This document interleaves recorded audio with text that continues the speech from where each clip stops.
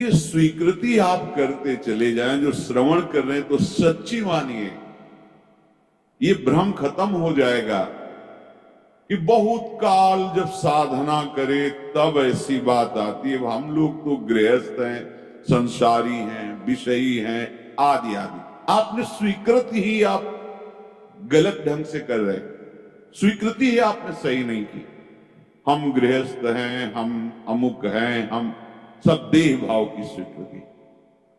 प्रभु कह रहे हैं ममैवांशो,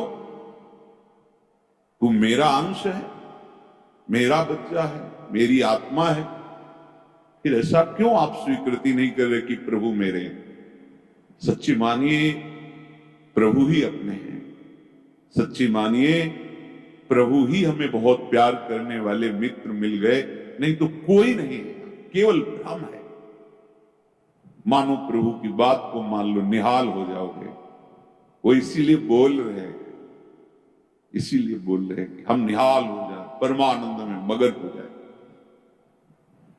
प्रभु अर्जुन जी को कह रहे हैं सुख दुखे समय कृत्वा लाभा लाभो जया जय। ये कर्म भूमि है, हमारा यहां जन्म हुआ है। अपने शुभ और अशुभ दोनों कर्मों को मिटा करके वो परम लाभ जो किसी कर्म से नहीं होता वो हम करें। वो कौन सा कर्म है जो हमें परम लाभ देगा? तो कह रहे हैं जय और पराजय में समान भाव रखना ही वो समता रूपी महान धर्म है जो तुम्हें बचा लेगा। बड़े से बड़ा शुभ कर्म भी फांसी ही है। चाहे सोने की जंजीर से फांसी लगाओ और चाहे रस्सी से फांसी लगाओ, मरोगे तो है ही। ऐसे शुभ कर्म भी फांसी ही है। लोक लोकांतर में भटकना होता है, विश्राम नहीं होता। और अशुभ कर्म तो है ही, कहना क्या है उसको। हर शरीरधारी से ये दो प्रकार की क्रियाएं होती ही हैं।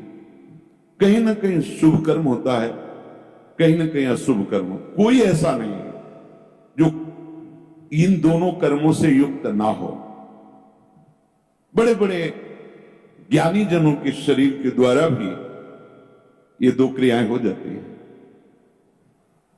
पर वो अपने को अलग कर चुके हैं।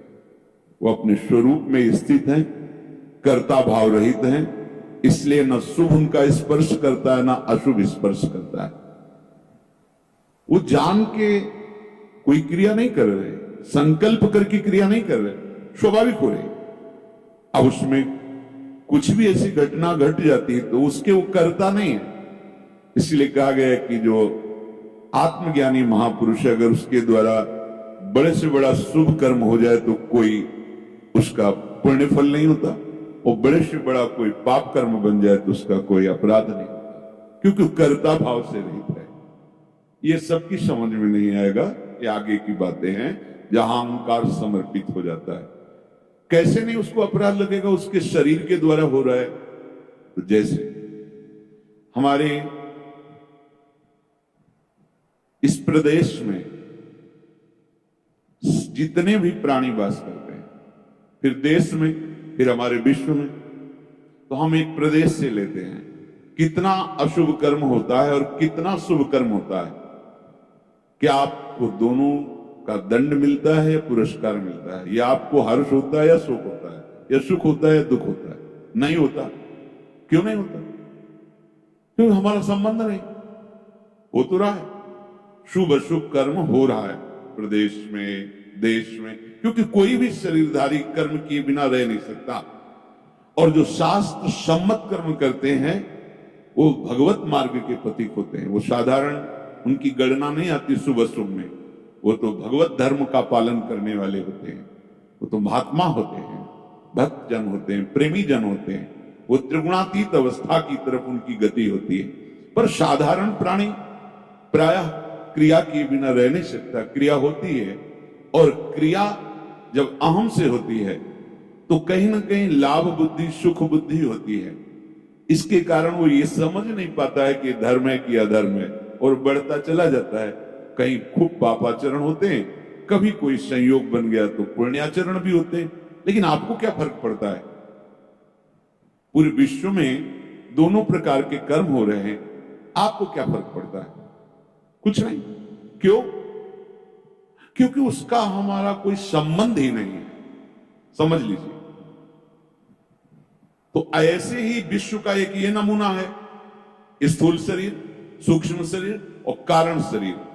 जो भगवत तत्व के ज्ञाता महापुरुष जन होते हैं, बिल्कुल जैसे तुम्हारा प्रदेश के शुभ अशुभ कर्म से कोई संबंध ना होने के कारण न हर्ष है, न शोक है, न दंड है, न पुरस्कार है, ऐसे ही इस शरीर के द्वारा हुए शुभ अशुभ कर्म उसे बांध नहीं सकते। जिसने अपने स्वरूप को अलग करके इनसे संबंध त्याग कर दिया। हमें हर्ष शोक दूसरे की क्रियाओं से इसलिए नहीं होता कि हमारा संबंध नहीं। ठीक ऐसे ही शरीर से जब ज्ञान प्राप्त हो जाता है तो बिल्कुल जैसे भगवान ने कहा कि पुराना वस्त्र त्याग कर नए वस्त्र को धारण कर दो। सांप ने केचुल छोड़ दी, कोई संबंध नहीं। पुराना वस्त्र फेंक दिया, उसे कोई जला दे, कोई कुछ करे, कोई संबंध नहीं। वो उत्तम जगह में रखा जाए या अधम जगह में, कोई संपर्क नहीं रहता। ये देहाभिमान होने के कारण, देह भाव होने के कारण हमें अपने कर्मों का भोग भोगना पड़ता है। अब हमको जो भगवान उपदेश कर रहे हैं कि इस कर्म जाल से कैसे मुक्त होना है, क्योंकि अवश्य में भोक्तव्यम कृतम कर्म शुभाशुभम, भगवत वाणी, भोगना पड़ेगा निश्चित। अब कोई ऐसा उपाय जो हम इन कर्मों के जाल से मुक्त हो सके। भगवान कह रहे हैं कि जो भी आपके द्वारा हो रहा है, पहली बात तो जो कर्म हो रहा है वो प्रमाणित होना चाहिए, गुरुजनों के द्वारा शास्त्र सम्मत। मनमानी आचरणों की यहां चर्चा नहीं। यहां जो है तस्मात् शास्त्रम प्रमाणन्ते, आपका कोई भी कार्य बिना प्रमाण वाला नहीं होना चाहिए, मनमानी नहीं होना चाहिए। उसका प्रमाण किसी संत ने कहा है, आचार्य ने कहा है, गुरुदेव ने कहा है, भक्तों ने ऐसा कहा है, ऐसा हमारे बुजुर्गों ने कहा है, यह प्रमाणित होना चाहिए। अब उस कर्म का अनुष्ठान करते समय हमारे हृदय में लाभ की विशेष आकांक्षा होती है, उस कर्म की सफलता की विशेष आकांक्षा होती है। अगर आप प्रभु की इस वाणी को नहीं मानेंगे तो बहुत